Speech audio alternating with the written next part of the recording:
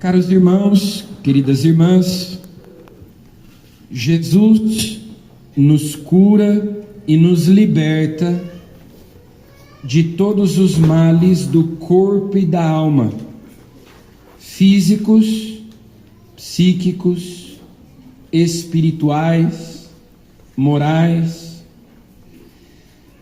Assim nós podemos resumir o evangelho deste quinto domingo do tempo comum.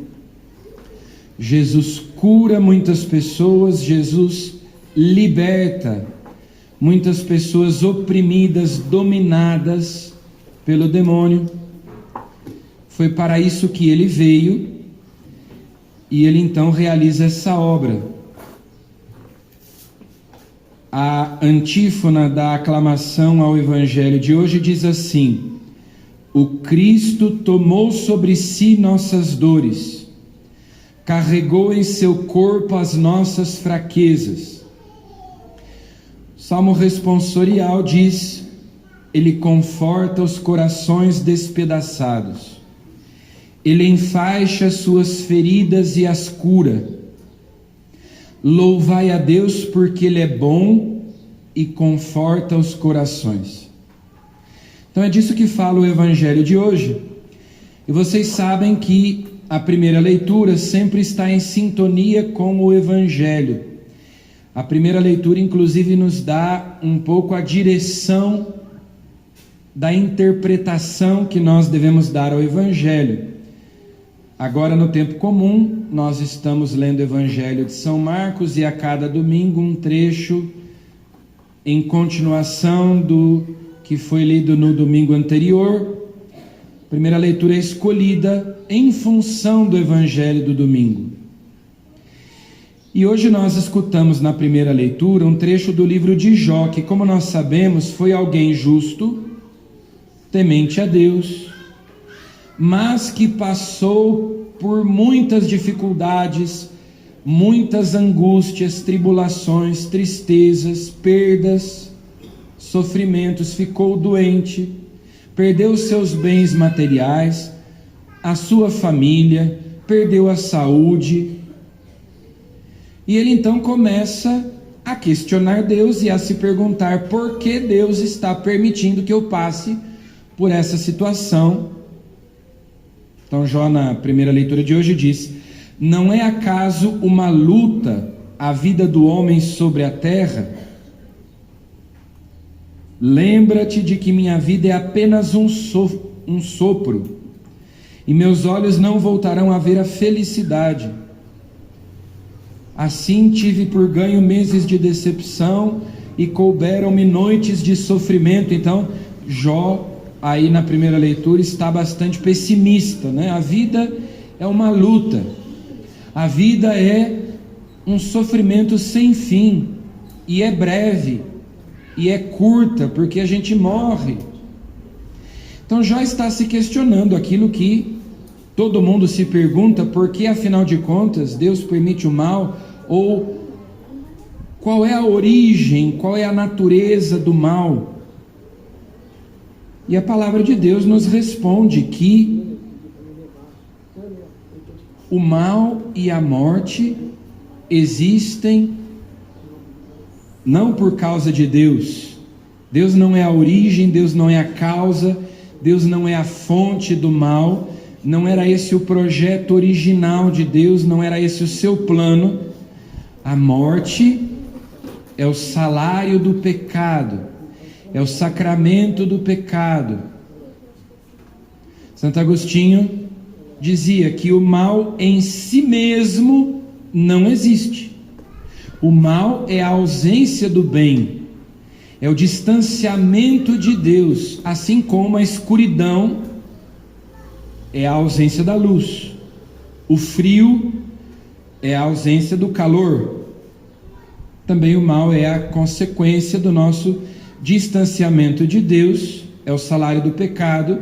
Nós estávamos em comunhão com Deus, mas pecamos, os nossos primeiros pais pecaram, nós perdemos o paraíso. Rompeu-se a aliança com Deus e o pecado introduziu então uma desordem na criação. deformou a obra de Deus.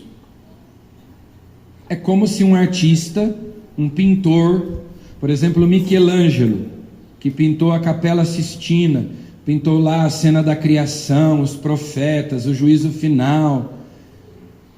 Imaginem que alguém entrasse na Capela Sistina com um balde de tinta e jogasse na parede sobre a pintura do juízo final feita por Michelangelo, né, que os seguranças deixassem passar algum doido, como esses dias aconteceu essa semana, né, um pessoal meio fora da casinha entrou lá no Museu do Louvre e jogou sopa em cima do quadro da Mona Lisa, que tem uma proteção, né, um vidro na frente.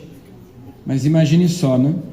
Se alguém joga tinta numa obra de arte, ela fica toda manchada, desfigurada.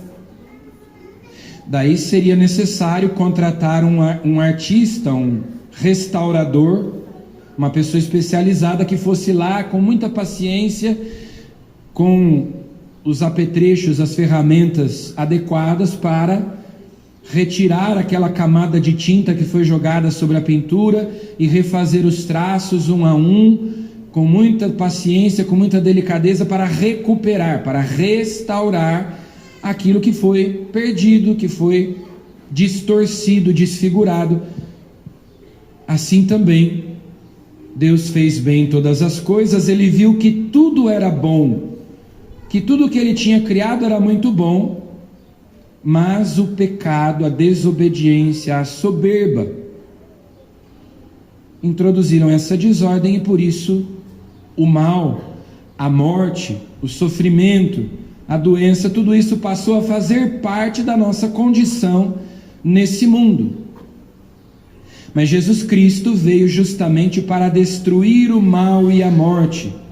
Como no domingo passado, quando Jesus entrou na sinagoga de Cafarnaum e começou a ensinar, um homem possuído pelo demônio dizia: vieste nos destruir.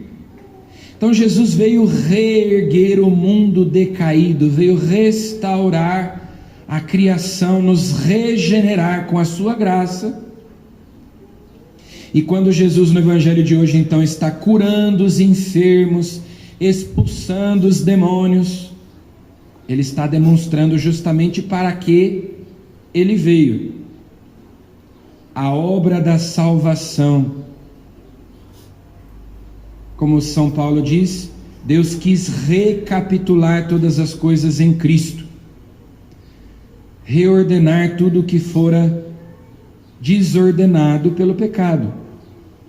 E claro que as curas físicas que Jesus faz são apenas um sinal, porque a doença continua existindo, a morte física continua existindo, mas a morte física, a morte corporal, é uma imagem do que significa o pecado.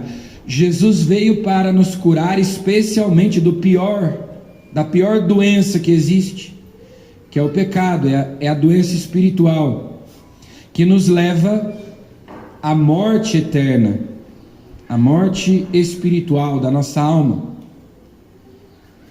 Jesus vencerá, o último inimigo a ser vencido é a morte, de São Paulo, né? Então, na ressurreição, também esses males serão definitivamente vencidos, com a ressurreição. Então, mesmo um milagre de uma cura, de uma enfermidade, é apenas um sinal. Se a gente pega um dos sinais mais estrondosos que Jesus já fez, que foi a ressuscitação de Lázaro, que estava doente, morreu, Jesus vai e ressuscita Lázaro 4 dias depois.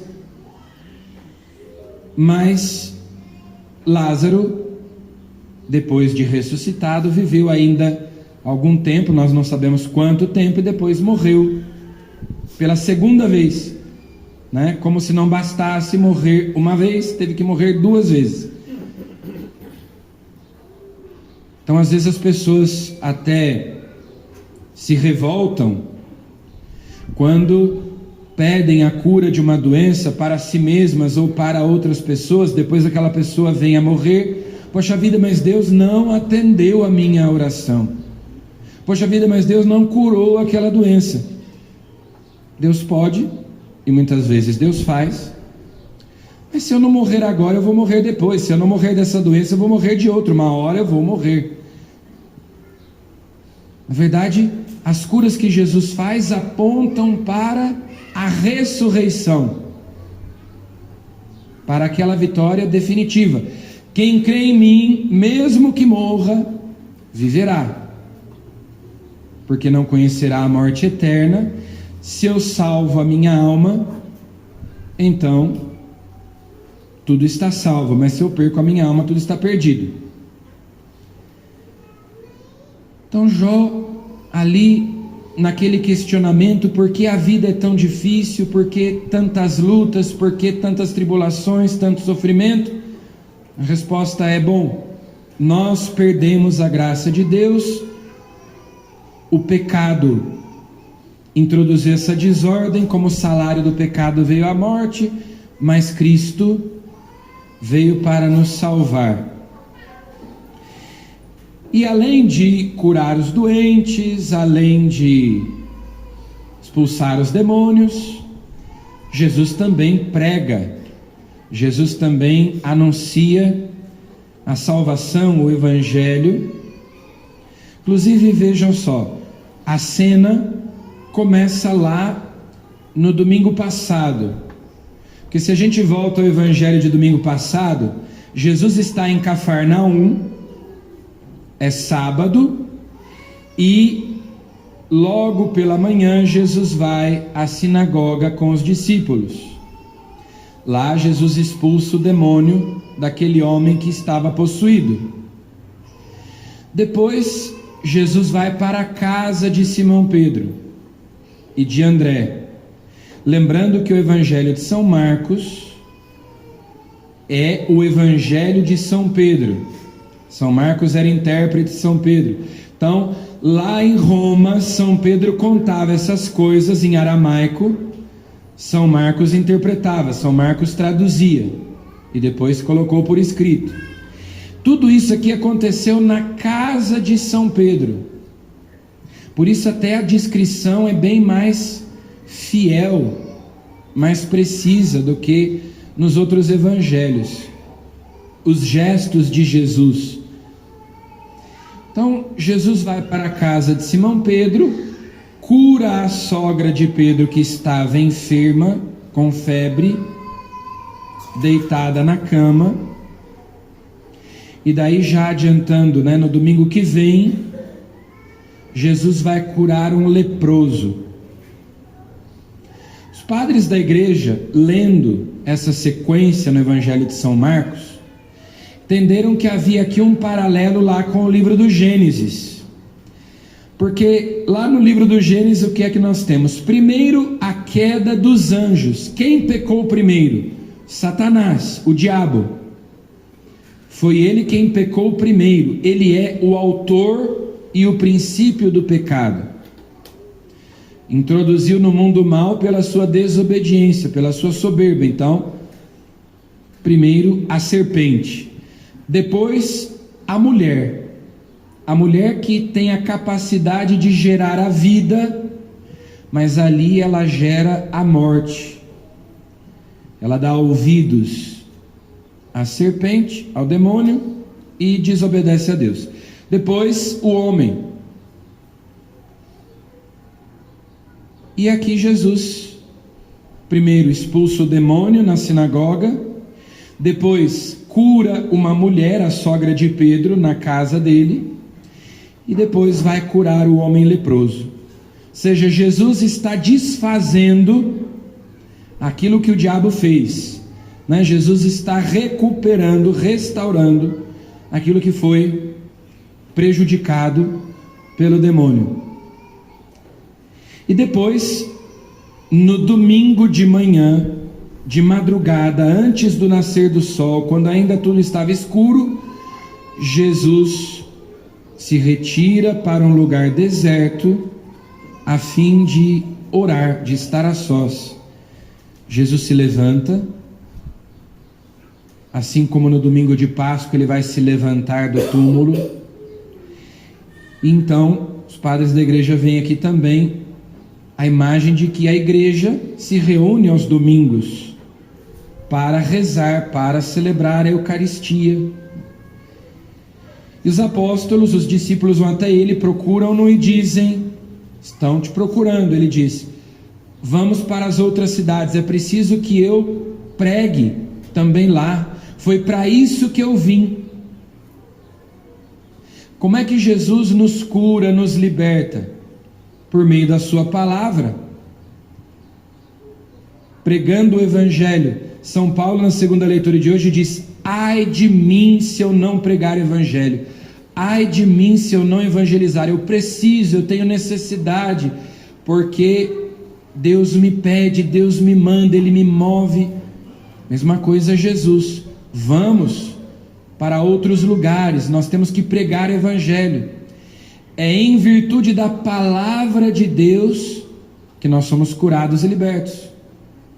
Até o padre na missa, depois de proclamar o Evangelho, ele beija o livro e diz em voz baixa assim: pelas palavras do Santo Evangelho, sejam perdoados os nossos pecados. É pela palavra do Evangelho que os pecados são perdoados, pela palavra de Cristo, pela sua palavra e pela sua obra, porque Deus fala conosco não só com palavras, Deus fala conosco também por gestos, por sinais, por acontecimentos.